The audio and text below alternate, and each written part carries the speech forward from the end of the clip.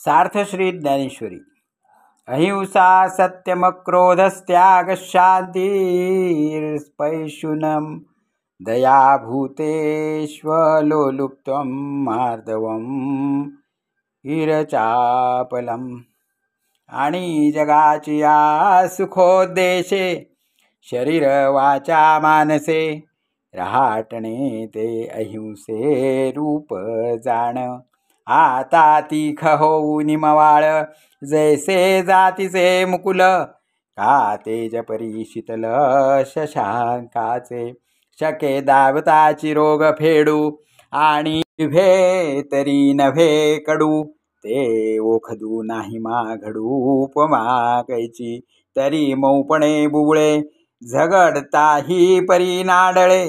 एरवी फोडी कोराळे पाणी जैसे तैसे तोडावया संदेह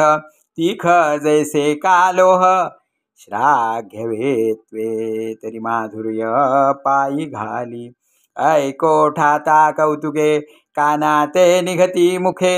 जे साचारिवेचे निविके ब्रह्मही भेदी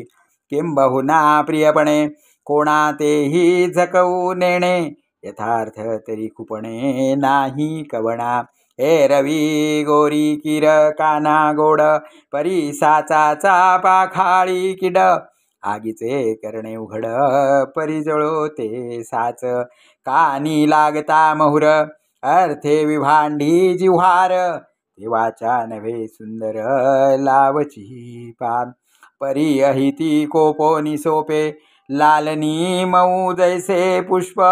ये मातेचे स्वरूप जैसे का होय तैसे श्रवण सुख चतुर परिणामोनी साचार बोलणी जे अधिकार ते सत्य येथे। जगाला सुखी करण्याच्या उद्देशाने शारीरिक वाचिक व मानसिक व्यवहार करणे याला अहिंसा हे नाव आहे। आता मोगरीची कळी जरी बारीक असली तरी मऊ असते किंवा चंद्राचा प्रकाश तेजस्वी असला तरी शीतल असतो त्याप्रमाणे जे भाषण असते ते सत्य होय। जे दाखविल्याबरोबर रोग नाहीसा होतो आणि जे जिभेला तर कडू लागत नाही असे औषधच जर कोठे आढळत नाही तर सत्याला साजेल अशी गोष्ट योग्य उपमा तरी कोठून सापडणार। पण जसे पाणी बुबुळावर झडपले असता आपल्या मऊपणाने त्यास यत्किंचितही इजा करीत नाही एरवी तेच पाणी कठीण खडकालाही फोडून बाहेर पडते तद्वत भ्रममोहळा तोडण्यात जे लोखंडाप्रमाणे कणखर असते पण कानाला माधुर्याहूनही मधुर लागते जे ऐकताना कान जणू काय घटाघट त्याचे प्राशन करतात परंतु जे आपल्या खरेपणाच्या सामर्थ्याने ब्रह्मतत्वाचीही फोड करते एकंदरीत जे प्रिय गोड वाटूनही कोणास झकवत नाही आणि खरे असूनही कोणास खुपत नाही नाहीतर पारध्याचे गाणे कानाला मधुर लागते पण हरिणीला प्राणघातक ठरते किंवा अग्नी आपले शुद्धीकरणाचे कार्य नीट करतो परंतु तसे करताना जाळून खाक करतो त्याप्रमाणे जी वाणी कानाला गोड लागते पण अर्थाने जिव्हाळ्याला दुभंग करते तिला सुंदर म्हणताच येणार नाही तिला लांबसट राक्षसीच म्हणणे योग्य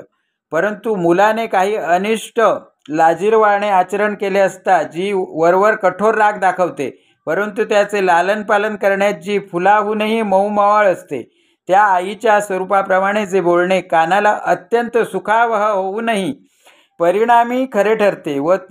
जे दुष्ट विकारापासून अलिप्त असते ते बोलणे म्हणजेच या प्रकरणीचे सत्य आहे। श्रीराम श्रीराम श्रीराम।